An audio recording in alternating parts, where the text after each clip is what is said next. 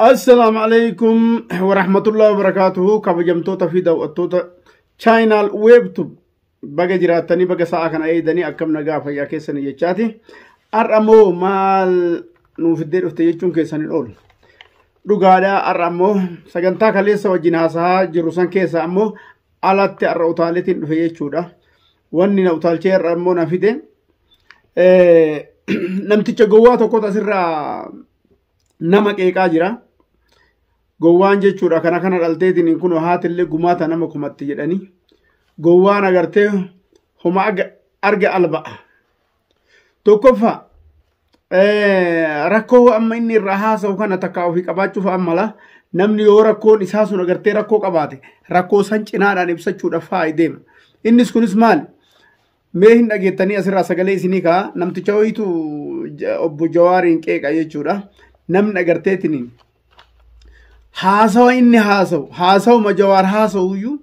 ka dhageeffachuu gurra isaatiin dhageeffachuu hin dandeenyetu ka argeetiin ija isaatu argeetiin akka leencatti isa dura dhaabbachuu hin dandeenyetu arraas gubbarratti baheetiin Jawaariin qeeqa jechuudha. Jawaariin qeeqeet aabbichuu faarsaa jira. Ani gama kiyyaan garuu abbichus qeequufi miti kan asirratti ammas bahe abbichullee qeequun barbaadu qeequus hin barbaadu qeequufillee miti kan asirratti bahe jechuudha. Dubbii gowwaa gurbaa namticha gowwaa areeda wannoo godheetiin as baheetiin nama rabbii fakkaateetiin waan arge alba'u kanatu asirratti nu baase jechuu barbaadeeti. Garuu namni kun yoo akkana suuraa ilaalan ilma arsiillee fakkaataa kun arsiillee osoo hin ta'in diqaalaa arsii ta'uu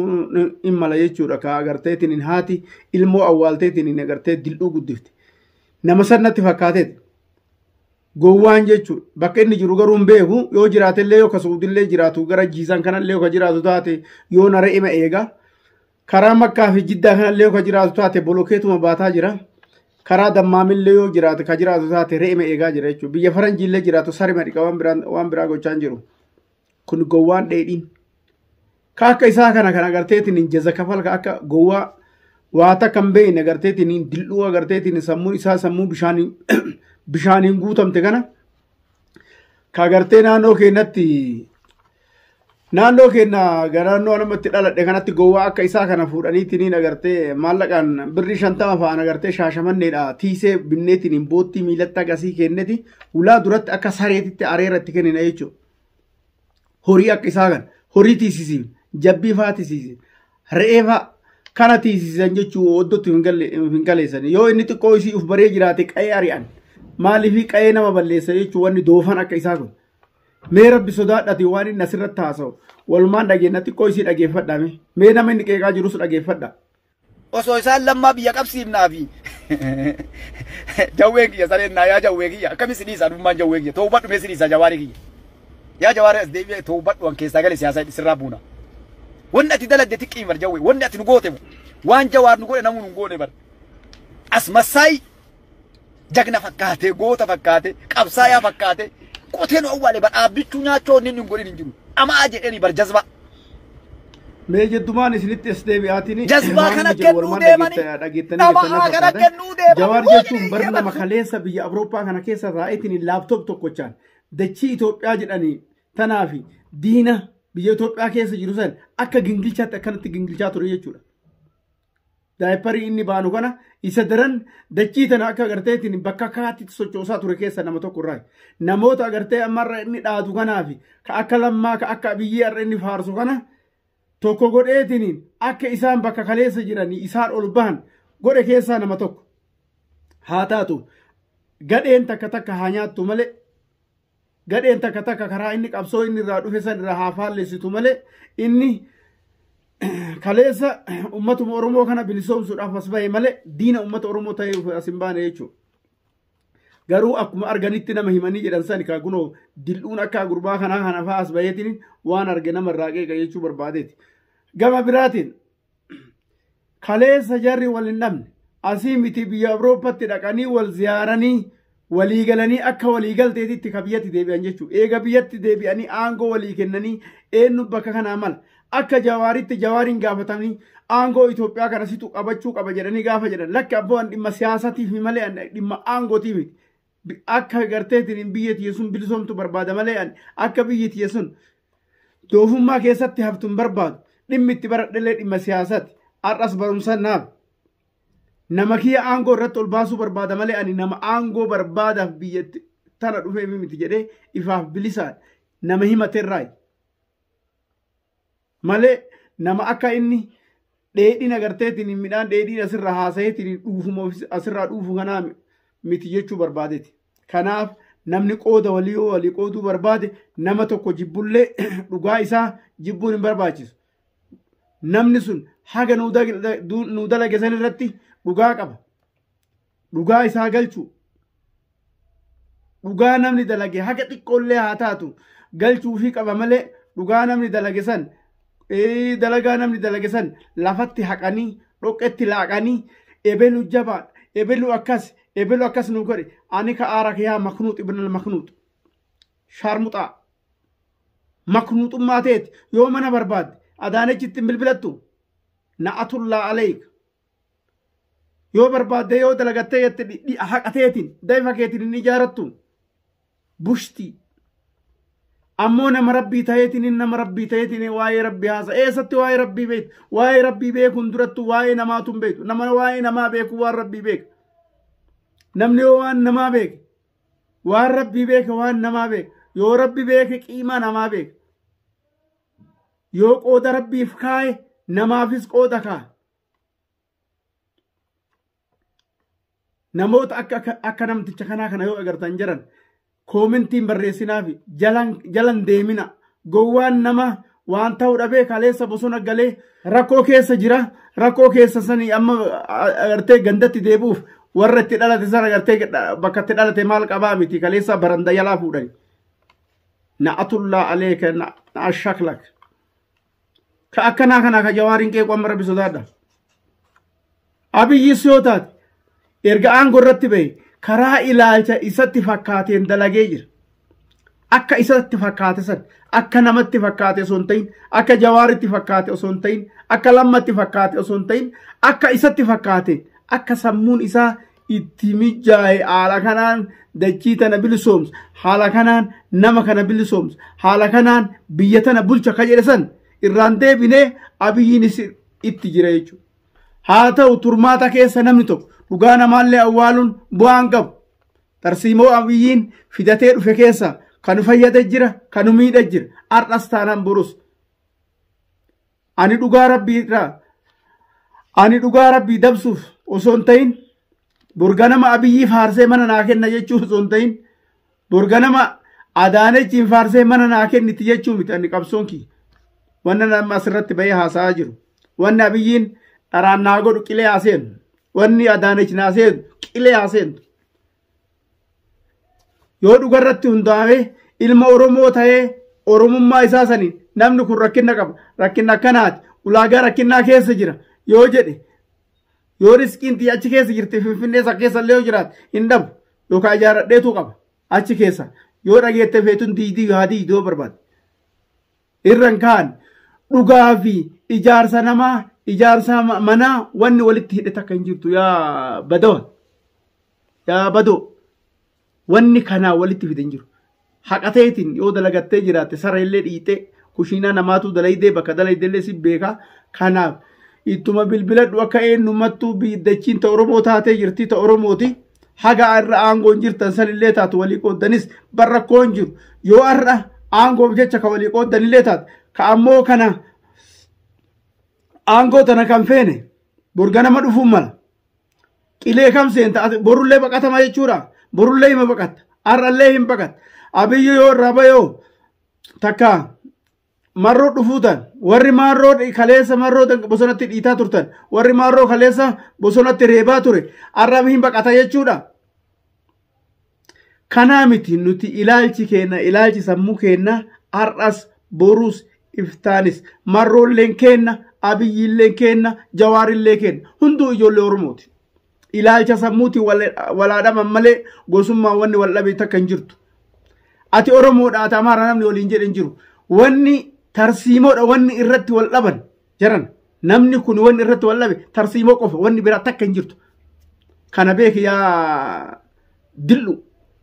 kana beeki sammutti fudhadhu gama biraatii waan namtichi kun jedhu mee rabbi sodaadha alaala har'allee waan namni agarteetiin kaleessa irratti wal dhabaa ture rakkoon tun badaa eessa jirti jedhee haga har'atti mama ta'e obboleessa keenya haa caalu jecha ilmoo namaa dhiisii dachii tanarra muun illee nama saniin jaalata muunummaan akka kiyyatti jechuudha muunummaan dachii tanarra bu'u irratti biqile muka ta'ee bishaan ta'ee layni yaa'us dhagaan lafa taa'us namni haa caalu wanni haa caalu jibbo osoo ka afaaniin dubbatu taate hin jiran jedheen ani fudhadhu jechuu barbaadeeti nus eenyummaanuu keessa feetu biyya keessa jiraata feetu biyya alaa jiraata namni haa caalu jibbu tokko illee hin jiru kaleessa jawaaris akkasumatti jaalata abiyyiinis ima jaalata lammaanis hin jaalata namni haa caalu ajjeese haga har'aatitti namni beeku tokko hin jiru yoo rabbii fi isa taateen alatti yoo rabbii fi nama ajjeese taateen alatti yoo rabbii fi maatii isaa taateen alatti namni tokko hin beeku warra shira waan kana xaxee alatti nu har'allee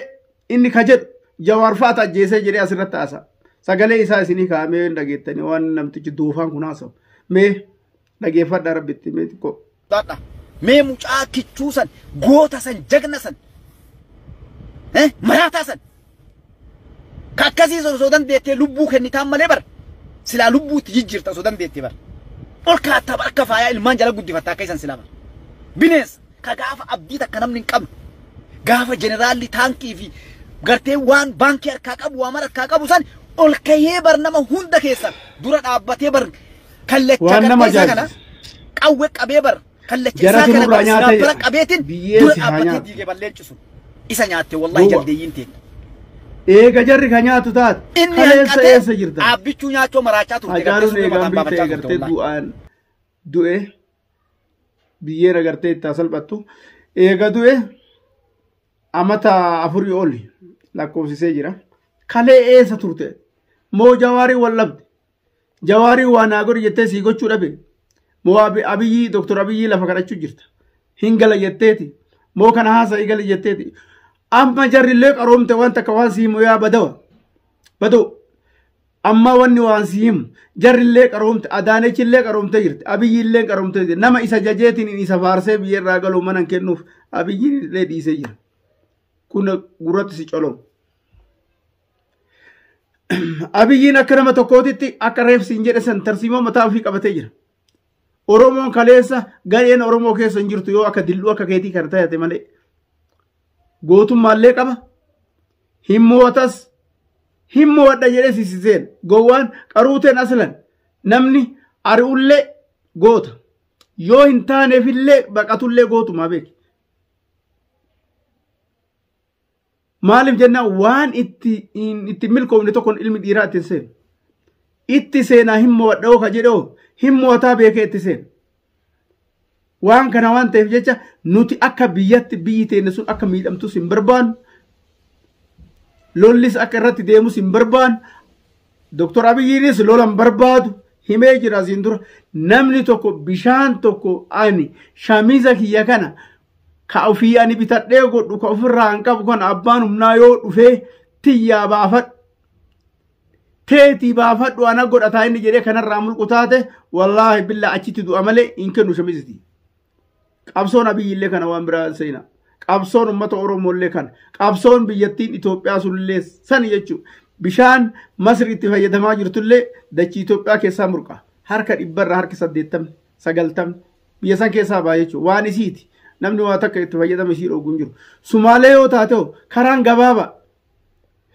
bishaanuma kaleessa Masri irraa qaban san ka akka weelmal ka akka weeb bishaan hedduu ka akka yaadotu dachii gara karaa madda walaabutu haka kunno nageellee booran agautti bishaan karaa sayyaa hundi isaanii Sumaalee seena jechuudha barbaannu kana irraa qaban gammoojjiin baalee hundi isaa gammoojjiin baalee warroonni namoonni gammoojjii baalee ka gartee tiifattoonni karaa san jiran hundi isaanii warra beelaati jechuudha karaa beelaan warra miidhame irraa bishaan kana osoo akka jallisitti ka jallisaniitiin kaas qabaniif ka taa'u taate yaarraa biyyi sun guutuun hin misoomti jechuudha bishaan sun dirree dirree qulqulluu keessa deebeti kan Sumaalee seenu barbaadnurraa qabanna waan kenna nuun jiraachaa jirti Sumaalee sun nuun jiraachaa jirti jimaa kennaan jiraachaa jirti midhaan kennaan jiraachaa jirti daldalamni tol daldaltuun jiraachaa jirti kanarratti jiruun isii hin jirtu jechuu Sumaalee san lolaanii miti waan kennaa yoo irraa qabannu taate Sumaalee akkanattuun immoo wanna jechuu barbaadeeti wanni takkittiin jirtu dhugaadha dirree diina agarteetiniin diina waliigalteetiniin diina agarteen hin feenen biyyattii sun hin feenen dirree xayyaaraa kennitee fi waraana qubsiiftee biyya sana agarteetiniin miidhuu hin dandeetti bifa jedhurraa innis waan akkasii san dalagaa jira jechuu barbaadeeti. Kanaaf obboleessa keenya dheedhiisii asirraa afaan banu kana areeda kanallee ofirraa haati ati islaama iyyuu miti islaama wallaahi billaahi jedha na'atullaa alayhi na'a shaklaka islaama fi godheetiin akka islaamatti asirraa iyya waan kana waan ta'eef jecha waan dubbattullee ilaalladhu waan gootullee ilaallataa deemi kanaaf namoonni naannoo isaa jirtan warri isa beeytan informeeshina nu dabarsaa koomentii teenya jalatti cuqqaalaa jechuu barbaadeeti afaan isaa haa cuqqaalatu afaanis hudduu isaallee cuqqaalaa kana saree waan kana ta'eef kabajamtootaa fi daawwattoota kiyyaa waan agarteetiin saree takka takkatu asirratti dabaasee na dallansiisee isinit dallaluudhaaf sagalee isinit ol fuudhetiin haasawuu kiyyaa fi dhiifama guddaa dhiifama isin gaafadha gama biraatiin ammoo ajandaa biraatiin akka haga walitti deebinutti nagaan naa jiraadhaa horaa bula.